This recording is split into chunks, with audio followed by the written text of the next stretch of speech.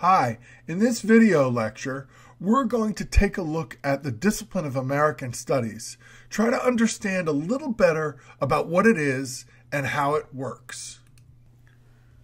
The first thing we're going to want to try to understand is, what are we studying? What kind of texts and artifacts are we going to look at? And as you can see from the list on this screen, the range is pretty impressive.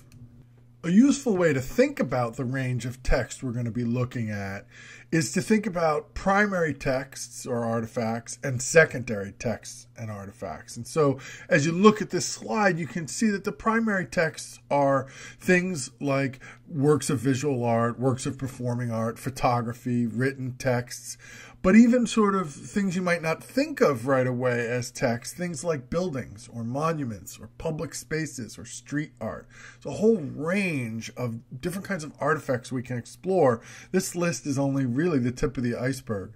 But we're also going to be looking at secondary texts, which are things that people have written or recorded, because we'll be looking at videos and listening to audios where they analyze and interpret the meanings of those primary texts, the meanings of those artifacts and what they say about culture. So we're going to be looking at artifacts and analyzing them, but we're also going to be looking at how other people have looked at and analyzed artifacts. There's that metacognitive, that second level, that standing on the balcony and looking down on the discipline level kind of analysis that's going to happen when we look at secondary texts. Beyond the interests of the texts themselves, another important thing to understand about American Studies is that it's a multidisciplinary discipline, which is kind of odd. It's a discipline that pulls together a range of disciplines to focus on one particular set of cultures, American cultures. So we will find both our text and artifacts and the tools we will use to analyze those texts and artifacts from a wide range of disciplines: the visual and performing arts, philosophy and religion, history, literature, and many other fields and areas that we'll employ as they apply. So if we're going to look at a work of art like this painting by Yolanda Lopez from 1978, we're going to explore it in a lot of different ways. We're going to use language from art analysis, but we're also going to think about philosophy and religion, because the name of this painting is Portrait of the Artist as the Virgen de Guadalupe. In other words, the very idea of this painting is linked to a religious concept from Latino and Chicano culture. But we also need to put this in a historical frame. So we're going to be needing to understand 1970s feminism, and we're going to be needing to understand the 1970s Chicano-Latino civil rights movement. So you can see that to find our artifact, a painting like this, we need to look at a variety of disciplines, but to interpret the artifact, we also need to invoke a variety of disciplines. So multidisciplinary element of American Studies operates on several levels.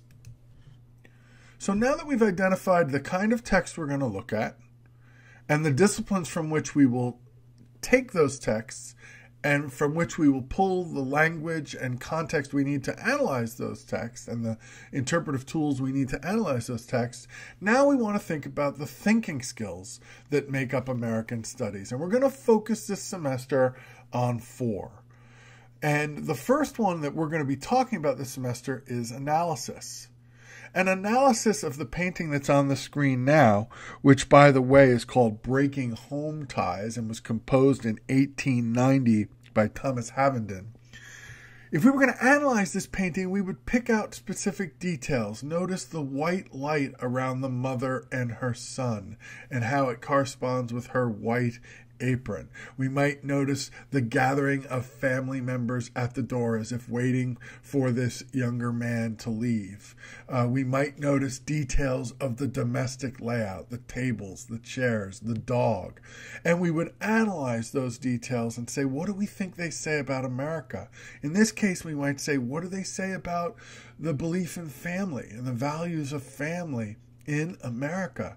This painting's challenging in that way, right? Because it's a depiction of someone leaving their family to pursue the American dream of individual exploration and freedom, but at the same time, the painting honors family and the important role family plays in our life. So the painting is about the tension between individualism and community, individual and family. It's a fascinating text, and the discussion I just had about it is an example of analysis, picking out details from an artifact and trying to interpret them, offering an interpretation of what we think they mean. Contextualizing is another very important critical thinking skill in this class. In this case, we need to explore what's going on in 1890s America. Well, what's interesting is we're coming to the end of the Gilded Age, which was a time of incredible economic growth, westward expansion, and cultural changes like industrialization and technological innovation. And we would ask ourselves, in that context, what does this family scene say? And how is this family scene influenced or shaped by those contexts, and how can those contexts help us understand it? So whenever we look at a text, we're always going to be able to say, when was it created and what was happening in America at the time that we should be thinking about as we analyze this text. The third important critical thinking skill we're going to be looking at is synthesizing. And what synthesizing is, by the way, it's easier to do than it is to say, is when you take a text and you connect it to other texts and try to make a broader interpretation about American culture. So what we would do with this painting is look at this painting in the context of other paintings about family in America and maybe try to create a hypothesis about what these paintings say about the evolution of ideas of family in America. Or we might connect this painting to a song about family in America, or a diary written by a mother or child in America at this time. There are many different ways that we can synthesize one text by connecting it with other texts to try to make a larger interpretation of the culture in that period or over time. And finally, the fourth way that we'll be looking at text and thinking critically in American studies is evaluating. And evaluating is going to most specifically refer to evaluating our sources. Where did this painting come from? Do we have it from a credible source? Do we know who did it and the date? Was it analyzed in an article by a historian or a thinker who interpreted its meaning? Was that analysis credible? Were the credentials of the thinker or writer looking at the meaning credible? Did I find it in a blog post or a newspaper or a scholarly article or a textbook that had been reviewed by other scholars before it was published?